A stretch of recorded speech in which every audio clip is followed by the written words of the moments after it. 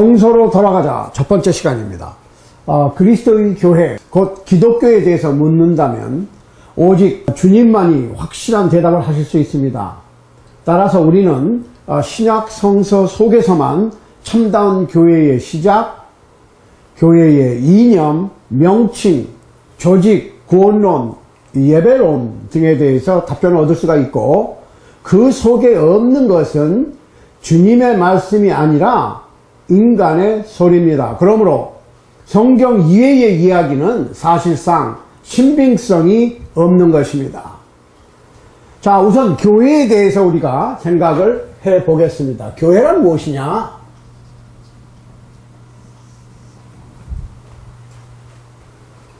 그리스도와 교회는, 예수 그리스도와 기독교는 불가분의 관계가 있습니다. 나눌래야 나눌 수가 없습니다.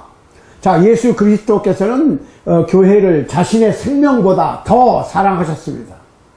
그래서 예수 그리스도께서는 교회를 위해서 자신의 생명을 바치셨습니다. 에베소 5장 25절 보겠습니다. 남편들아, 아내 사랑하기를 그리스도께서 교회를 사랑하시고 위하여 자신을 주신같이 하라. 예수님께서는 교회를 위해서 자신의 생명을 바치셨습니다. 그래서 교회를 자신의 피로 사셨습니다. 에베소서 5장 25절. 자신의 생명을, 그리스도의 생명을 교회를 위해서 주셨어요. 그 얘기는 곧 20장 28절 사도행전, 피로, 자기 피로 교회를 사셨습니다. 교회를 사셨다. 자, 우리가 구속이라고 그럽니다. 속전으로 사신 거예요. 자, 옛날에 빚을 많이 지게 되면 자식도 팔고 아내도 팔고 심지어는 자기 자신도 팔아요. 그래서 종이 되는 거예요. 그러면 그 종의 신분에서 빠져나와서 자유자가 되려면 그 몸값을 치러야 돼. 그거를 속전이라고 하는 거예요. 속전. 그런데 예수님께서는 우리가 죄를 지어서 죄의 노예가 되었고 죄에 팔렸어. 죄의 쇠사슬에 묶여 있어. 그러니까 자유롭지 못해요. 죄에서 자유롭지 못하다. 인간은 그렇습니다. 남녀노소 어느 시대를 어느 나라에서 살았던 상관없이 아담과 하와 이후에 인류는 종족과 색깔과 언어와 지역과 문화적 배경하고 상관없이 한 사람의 예외도 없이 모두가 다 죄인이다. 그러므로 죄에서 자유롭지를 못해. 죄의 노예가 되어 있는 거예요. 그런데 예수 그리스도께서 자신의 피로 사신 거예요. 교회는 예수 그리스도의 몸입니다. 고린도서 12장 27절, 에베소서 1장 23절, 에베소서 4장 12절. 몸이다. 교회는 몸이고 그리스도는 머리다. 이렇게 되어 있는 거예요. 자, 한번 보겠습니다. 고린도서 12장 27절. 너희는 그리스도의 몸이요 지체의 각 부분이라. 보세요. 사람으로 얘기하면 머리가 있고 몸이 있습니다.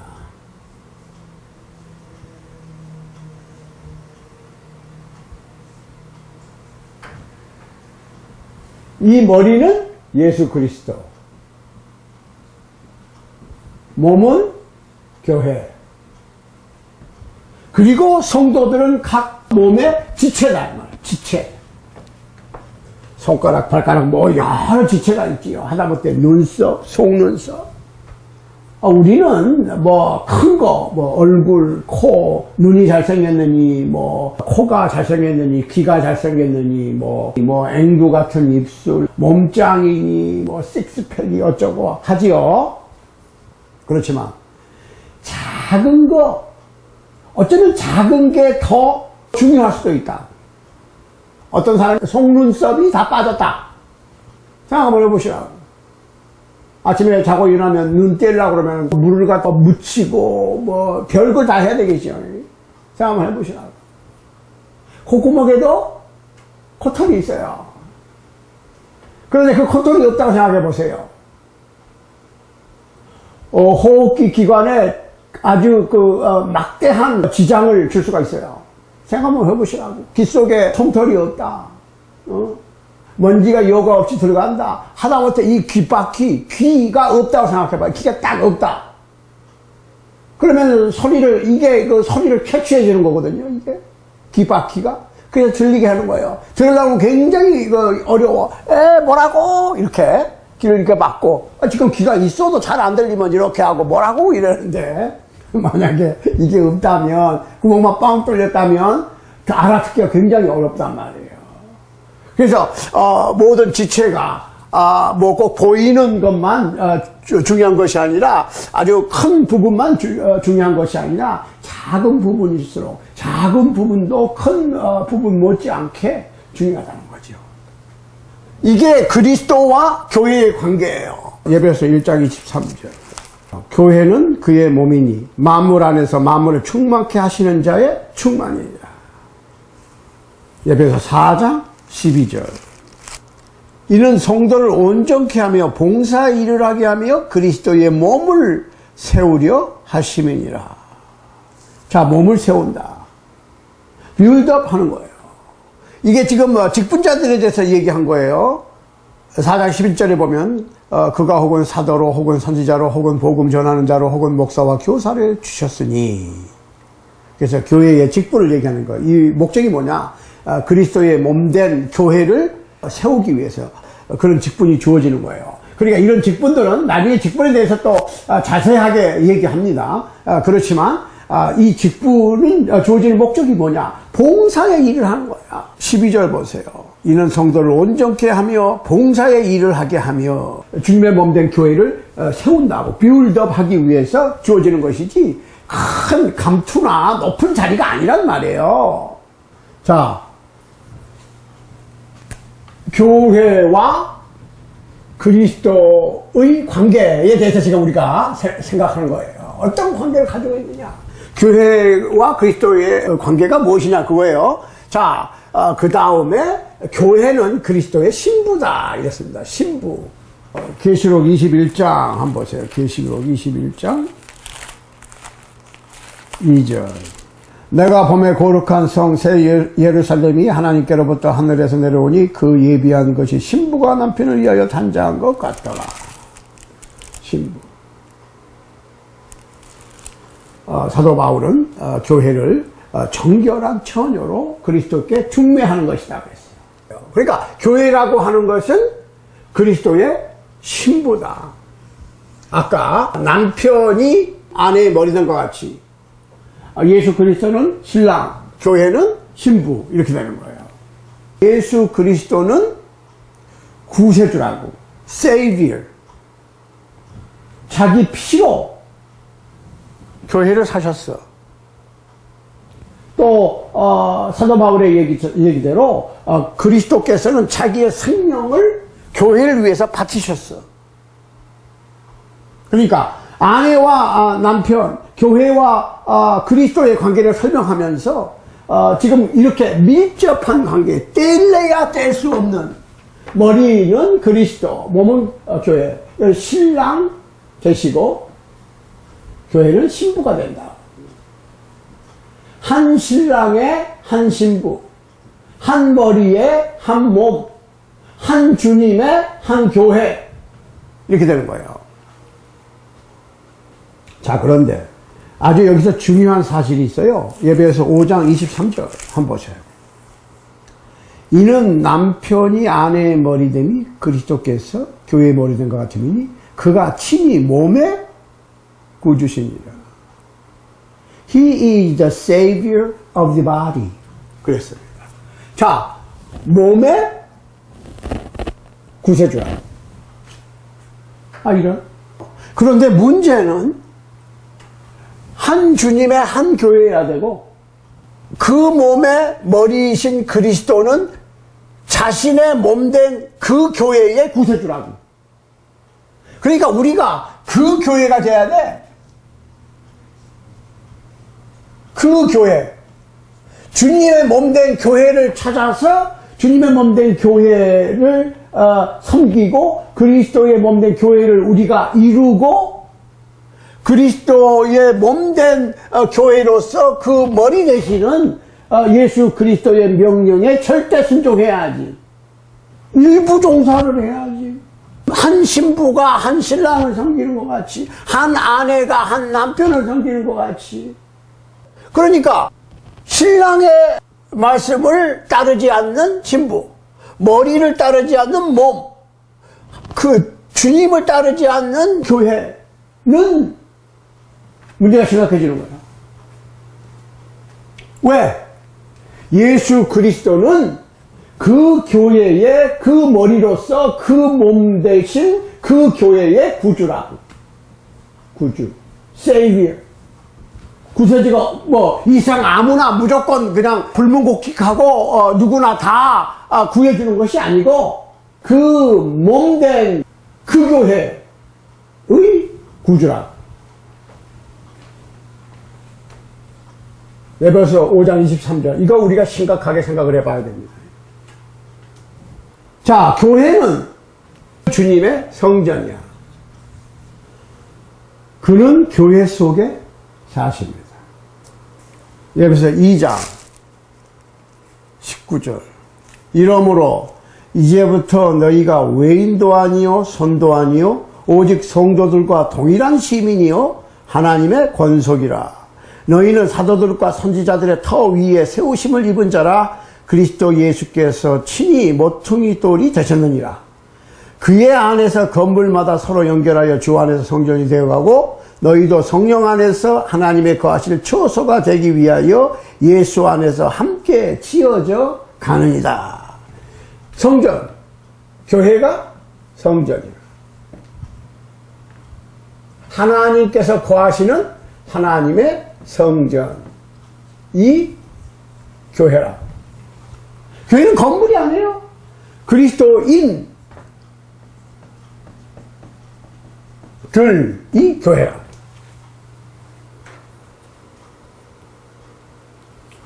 그러므로 그리스도가 없는 교회는 존재할 수 없지요.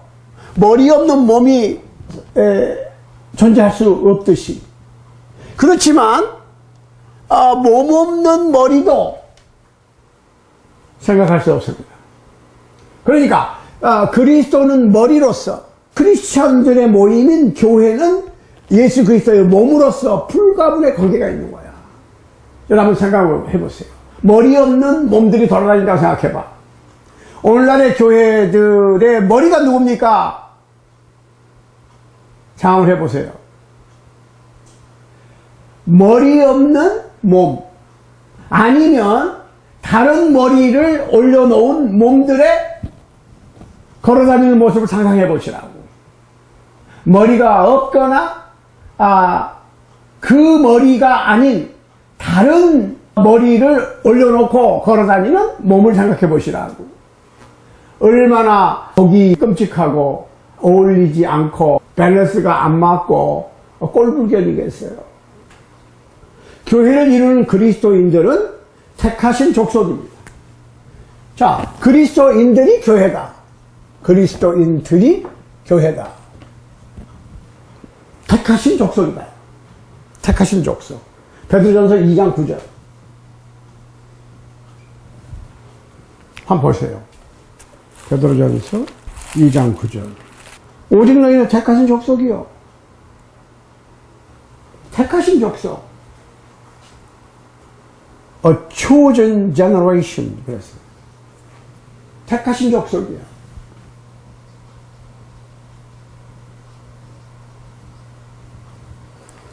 하나님의 자녀다. 로마서 8장 16절. 하나님의 자녀. 로마서 8장 16절. 그 다음에 예수님께서 뭐라고 하셨어요? 나는 포도나무요 너희는 가지니 요한복음 15장 5절. 자, 포도나무가 있고 그 가지들이 있어요. 그 가지가 그 포도나무에 붙어 있어야 돼요. 줄기가 뻗치고 잎사귀가 나오고 포도가 송이송이 맺히는 것이 가지야. 거기서부터 가지라고. 땅에서 뿌리를 받고 올라오는 큰 나무는 그리스도고 거기에 붙어 있는 가지는 그리스도인들, 교회라 이 말이에요. 교회는 이처럼 깊은 진리와 영적인 풍성함을 내포하고 있는 것입니다. 성경은 하나님의 영감으로 쓰여진 완전한 책입니다. 디모데전서 3장 16절 말씀 참조하시기 바랍니다. 인간의 생각은 여러 가지나 성경은 하나입니다. 이 세상의 모든 사람들이 갖고 있는 성경이 다 똑같습니다. 성경은 해석하기에 따라서 코에 걸면 코걸이, 귀에 걸면 귀걸이라 이렇게 얘기하시는 분들이 있어요. No, 천만의 말씀. 그래서 디모데후서 2장 16절에서 하나님의 말씀을 옳게 분별하라. 진리의 말씀을 옳게 분별해서 부끄러울 것이 없는 인정된 하나님의 일꾼이 되라 그랬습니다. 그러니까 성경을 읽으면 누구나 다 동의할 수 있어요. 여러분들 성경을 갖고 계십니까? 물론 갖고 계실 줄로 믿습니다. 한 권 이상 다 갖고 있어요. 그러면 성경을 선물 받았습니까? 여러분이 혹시 성경 산 것은 없습니까? 여러분께서 돈 주고 사시지는 않았냐고. 성경을 갖고 다니시라고. 성경을 갖고 다니지 않으려면 뭐 때문에 삽니까? 책상 밑에, 책상 위에만 올려놔도 그래도 뭐 괜찮아. 책상 밑에, 아니면 책꽂이, 북쉘브 저 코너에 딱 장식용으로 집어넣어놓고 있지는 않습니까? 성경책도 상당히 비쌉니다. 성경책을 가지고 다니지 않으시려면 뭐 때문에 삽니까? 성경책을 가지고 다니십니까?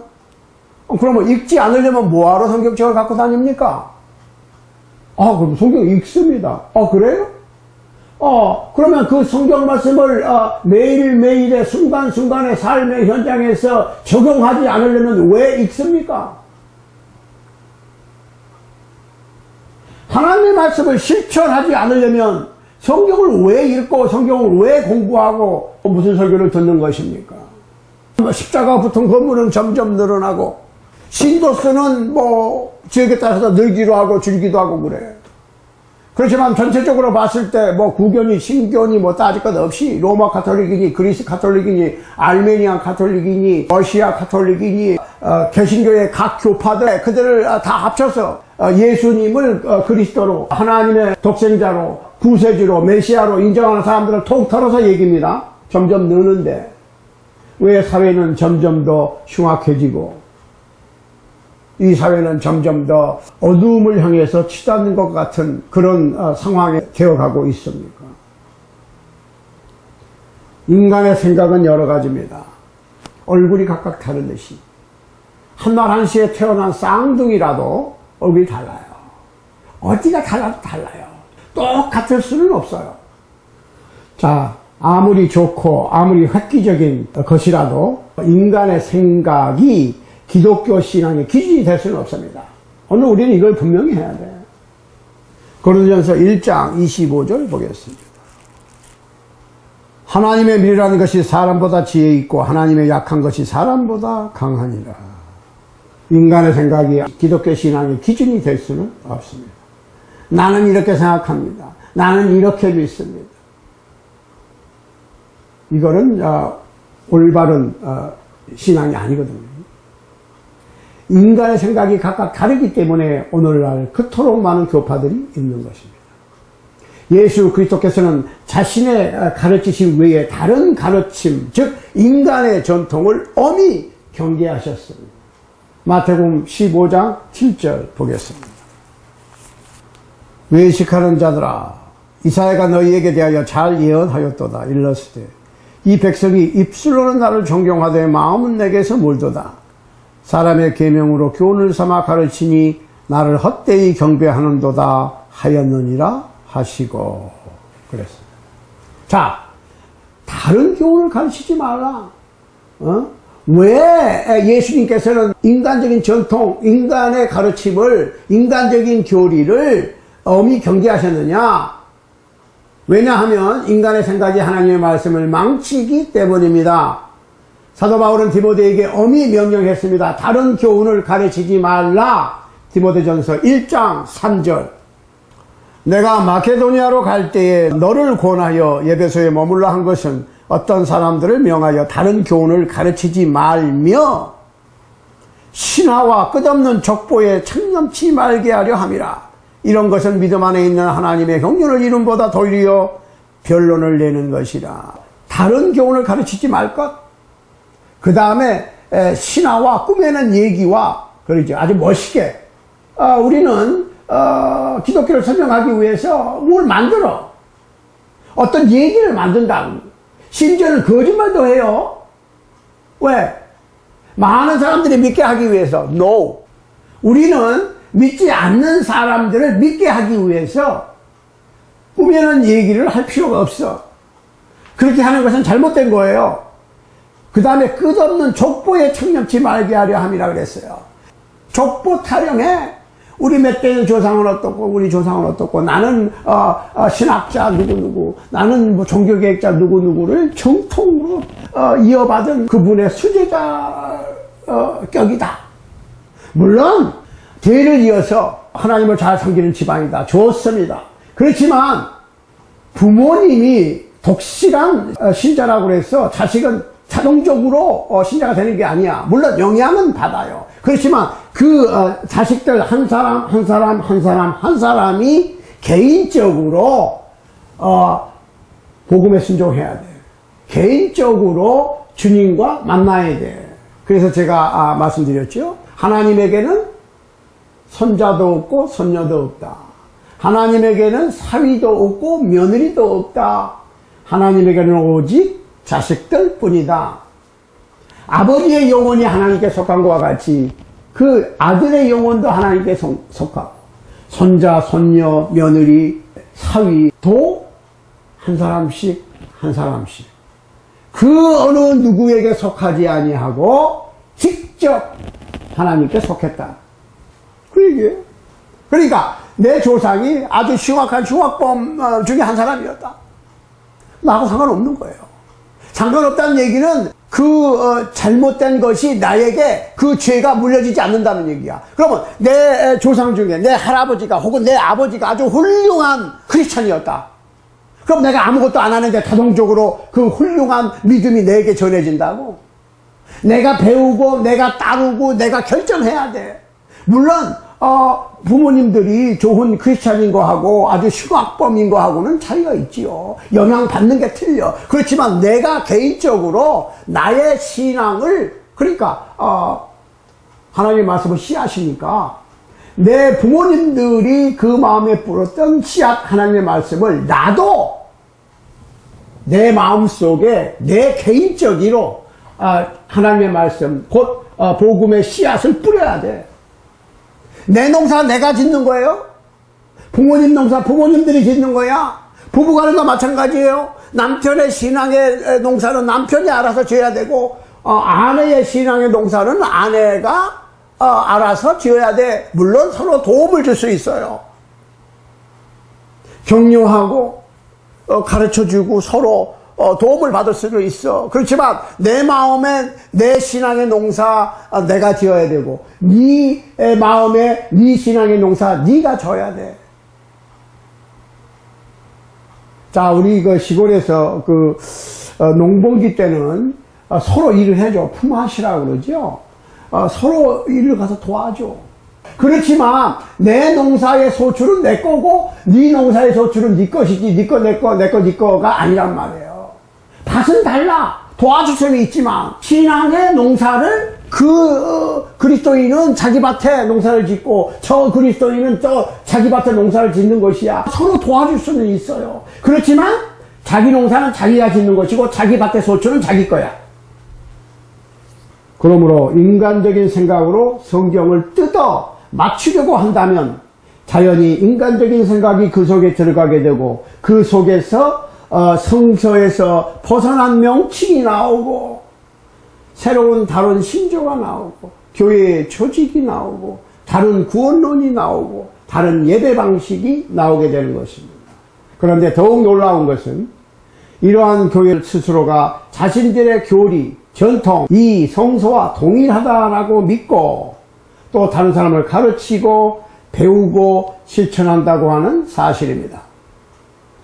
그리스도의 말씀과 교훈은 불완전한 것처럼 만들어 놓고 자기들의 교파의 가르침이 진리인 것처럼 주장한다는 것입니다. 아, 성경은 2000년 전 거야. 옛날 책이야. 그러니까 이걸 업데이트 시켜야 돼. No, 업데이트 시킬 거 없습니다. 한번 보십시오. 디모데후서 3장 16절. 모든 성경은 하나님의 감동으로 된 것으로 교훈과 책망과 바르게 함과 의로 교육하기에 유익하니 이는 하나님의 사람으로 온전케 하며 모든 선한 일을 행하기에 온전케 하려 함이니라. 이 성경책 부족한 게 없어. 업데이트 할 것도 없고 기독교 신앙에 있어서 완벽한 책이다 그 얘기입니다. 인간주의적인 교회가 아닌 하나님적인 예수 그리스도적인 성령적인 주님적인 교회가 절실히 요구되는 것입니다. 자, 그럼 교회는 언제 누가 어디서 세웠느냐? 주님의 교회는 하나님의 뜻과 계획에 의해서 주님께서 사도들을 통해서 직접 세우셨습니다. 마태복음 16장 18절. 이 교회는 이미 구약시대에 예언이 되어 있어요. 이사야서 2장 2절 3절에 보면 이사야 선지자는 말일에 여호와의 전의 산이 산꼭대기에 굳게 설 것이요 여호와의 말씀이 예루살렘에서부터 나올 것이다. 이 이사야의 예언은 사도행전 2장에서 나타난 대로 예수께서 십자가에 못 박혀 죽으시고 부활 성천하신 후 첫 번째 오순절 날에 이루어졌습니다. 성령의 능력을 받은 제자들은 담대히 예수를 그리스도라고 메시아라고 구세주라고 증거하기 시작하였습니다. 선지자들의 예언한 그 하나님의 약속이 성취된 것이었습니다. 예수님께서는 내가 진실로 너에게 이르노니 여기 섰는 사람 중에 하나님의 나라가 권능으로 임하는 것을 볼 자도 있느니라 라고 마가복음 9장 1절에서 사도들에게 말씀하셨고 오직 성령이 너에게 임하시면 너희가 권능을 받고 라고 하는 말씀을 하셨어요. 그 약속과 예언이 사도행전 2장에서 성취되었습니다.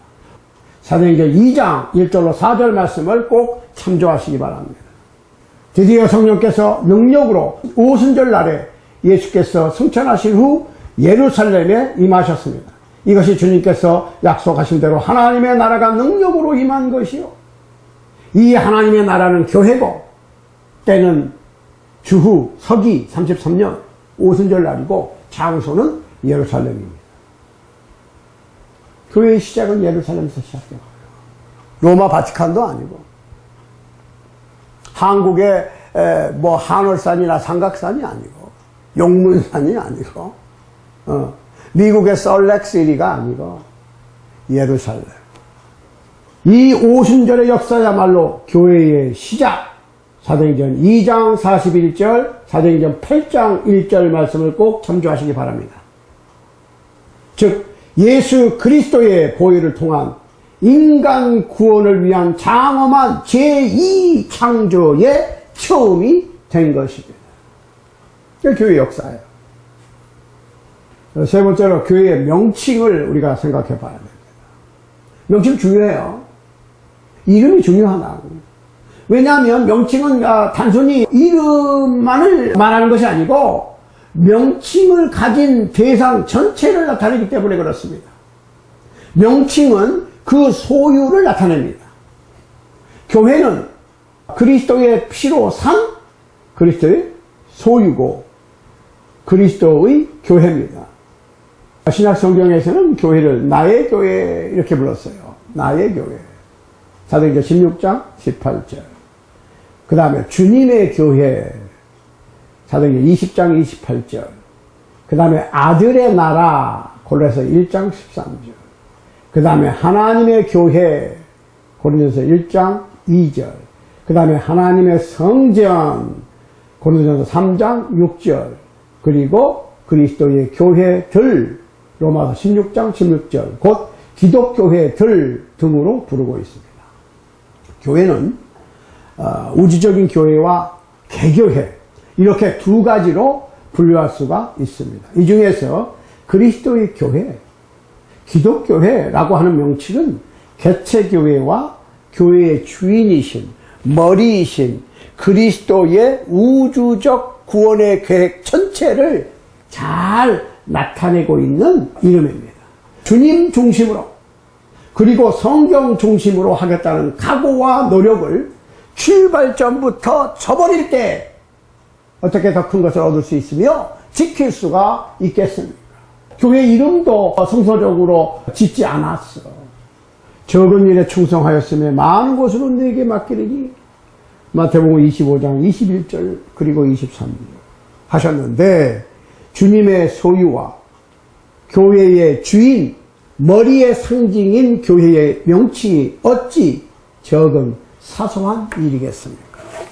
자, 그러면 우리는 지금 보통 그러거든요. 교회 다니십니까? 어느 교회입니까? 이렇게 물어봐요. 가만히 있어봐. 오늘날에 수많은 교파들 가운데서 혹시 성경에서 찾을 수 있는 이름을 가진 교파들이 혹시 있는지 모르겠어요.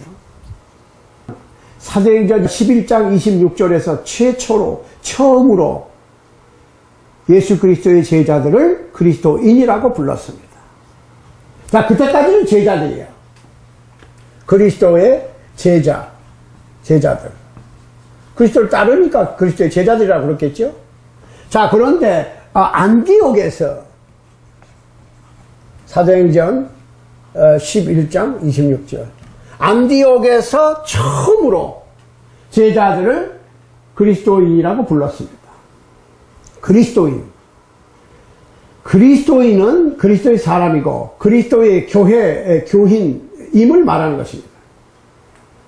그리스도인이라고 하는 이름은 아주 귀중하고 영광된 이름입니다. 존귀하신 그리스도 속에 구원받은 생명의 신앙과 고백이 그리스도인이라고 하는 이름 안에 내포되어 있는 것입니다.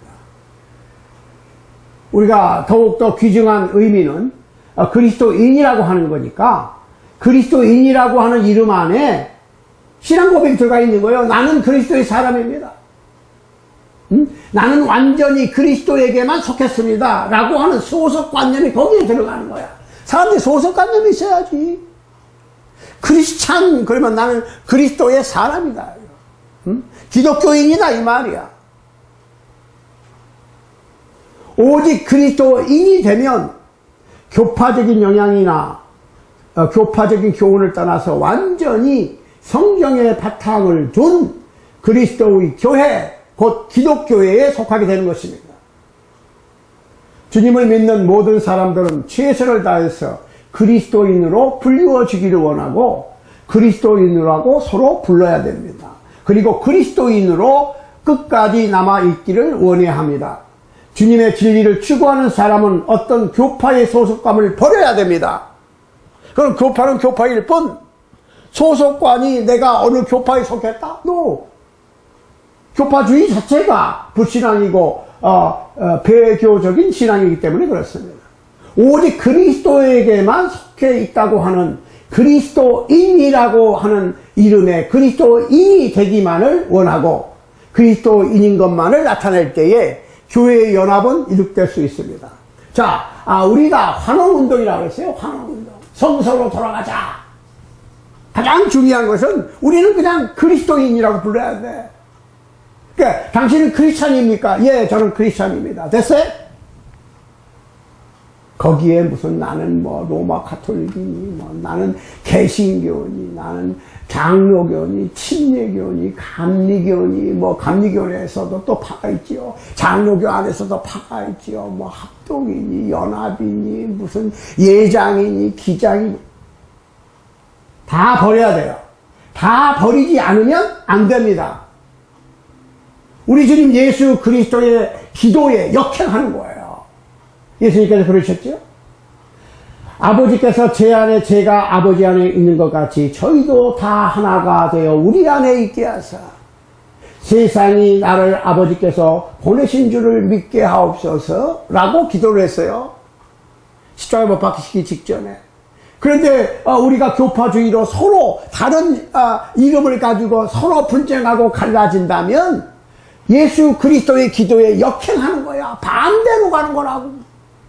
그래서 교회 일치운동은 꼭 이루어져야 되고, 오늘날 21세기의 교회 일치운동은 주님의 기도에 부응하는, 주님을 따르는 오직 한 길인 것입니다. 그럼 어떻게 연합하느냐? 모든 교회가 인간적인 교파적인 명칭을 버리고, 나를 뭐 무슨 교회 교인이니 무슨 교회 교인이니 이런 거 다 버리고 나는 크리스천입니다, 나는 그리스도인입니다 로 통일해야 돼.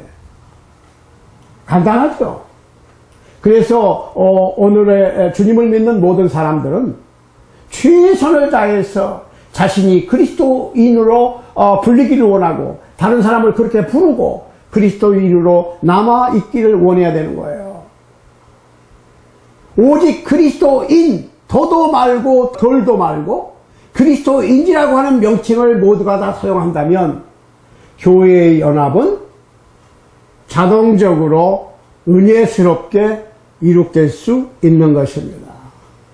우리는 모든 교파 이름을 버리고 신약 성서대로 사도행전 11장 26절, 사도행전 11장 26절에 나와요. 왜 안디옥에서 그리스도인이라고 하는 이름을 주셨을까요? 하필이면 안디옥에서, 안디옥의 첫 이방인 교회가 세워졌습니다.